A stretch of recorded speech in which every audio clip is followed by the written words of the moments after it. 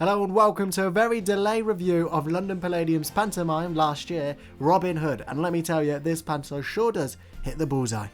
After last year's disappointment of Peter Pan, this year's Robin Hood is the best Palladium panto I've ever seen, and that's because this production was simply a pleasure to watch. Back for their 9th year is Paul Zerdin, Nigel Havers, Julian Clary, returning is Rob Madge and Charlie Stemp.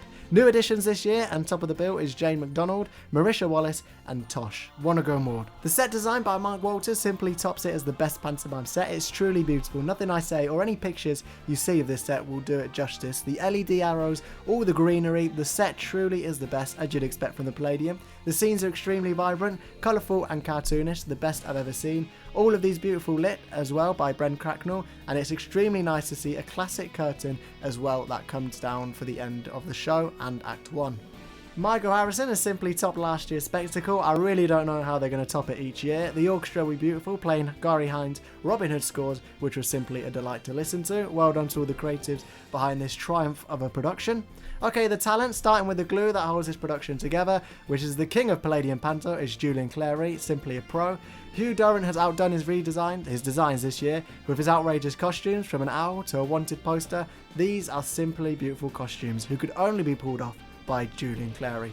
Julian Clary is in a lot of this production, which is a good thing. Him being casted as Robin Hood is simply a perfect decision, with Maid Marian, Jane Mcdonald, constantly wanting a hug from her dear Robin, with Julian Clary running for the hills each time. He also jokes throughout that Nigel Havers could be the poster boy for assisted dying. Julian also uses his audience cam, joking that if it's good enough for Nicole Shirtlifter, then it's good enough for him, in which he picks out people from the audience and of course in true Julian fashion makes fun of them. He also mentions how he said he's been known to leave the kids out of the pantomime in previous years, to which he responds by aggressively throwing a marshmallow to 2 kids. I'm surprised he even found kids in the audience. Julian is a true delight to watch. He's back this year for Sleeping Beauty, playing King Julian for the 10th year of the Palladium pantomime. Could this be his last? Jane Mcdonald makes her Palladium pantomime debut as Maid Marian, and when paired with Julian have some great scenes together, like the bed scene, which Nigel Havers had me crying in laughter, and Julian avoiding the bed with Jane and opting to sleep with Nigel in the room next door.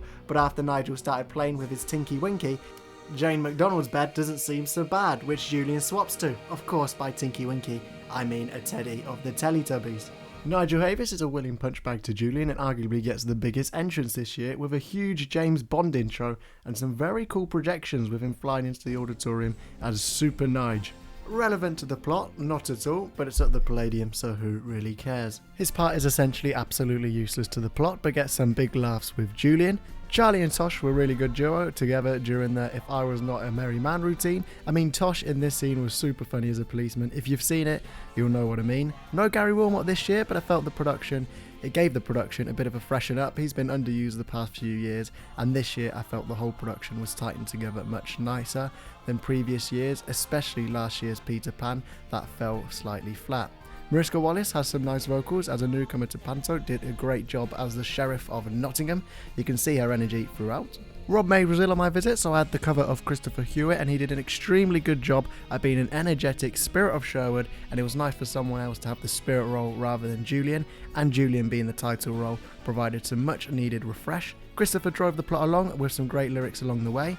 Paul Zerdin turns in the exact same routines we've seen before, the voice swapping routine, the ditty routine, all seen on Britain's Got Talent or America's Got Talent, and we of course get Matt Slack's routine of combining all the songs together. I felt as though I could recite all of Zerdin's routines off the top of my head. I have no idea why they don't transfer him to another panto within Crossroads where he could be the main comic. I have no idea why he's still there and doing the exact same stuff. Could that all change though, with this year being the 10th anniversary? I guess we'll have to see.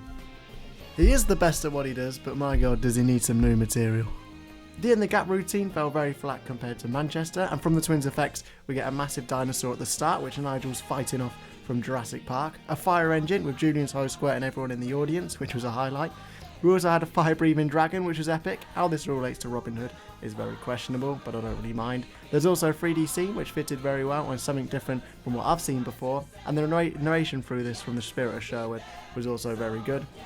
Overall, the Palladium have hit the bullseye with this production after the last few years feeling slightly flat and same old. This production felt refreshed. Pantomime returns to the Palladium this year for a 10th year. Will it be the same cast? Oh yes, it will. It's a 5-star review from the Palladium this year. Let's see what this year, well, next year has to offer with Sleeping Beauty. Of course, this set and production will be going to Birmingham. Of course, we'll be reviewing that with Gokwan and Matt Slack. Thank you. Bye-bye.